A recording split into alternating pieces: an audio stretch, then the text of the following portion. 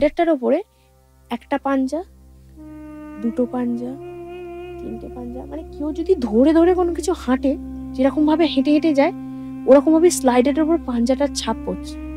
মানে বাথরুমের খালি দরজাটা খুলেছি, পায়খানার প্যানের ওপর পড়ে রয়েছে এরম ভাবে, আমার দিকে এমনি করে দেখছে। হ্যাঁ, বিষ্ণু যেরকম শুয়ে থাকে জানো শেষনাগের ওপরে, ওরকম ভাবে উনি এমনি করে না আমার দিকে এমনি করে দেখছে। মানে ওই প্যান্টটার উপর শুয়ে? হ্যাঁ।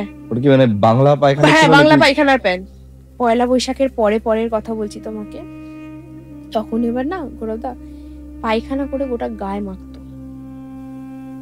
আচ্ছা, মানে এরকম নয় যে লেগে গেছে, মাখতো নিজে, মাখতো এরম ভাবে এরম ভাবে।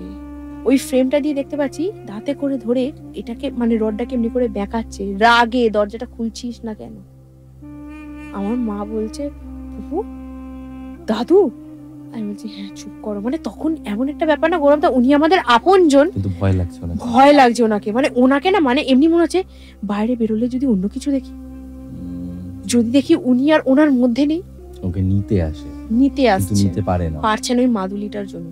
এই যে লম্বা লম্বা যেটা থাকে না মাথায়, দুটো হাতে দুটোকে খুলে নিয়ে এসেছে খাট থেকে, খুলে নিয়ে এসে না ওই দুটো দিয়ে দরজায় মারছে, বলছে আমার প্রায়শ্চিত্ত করে দে।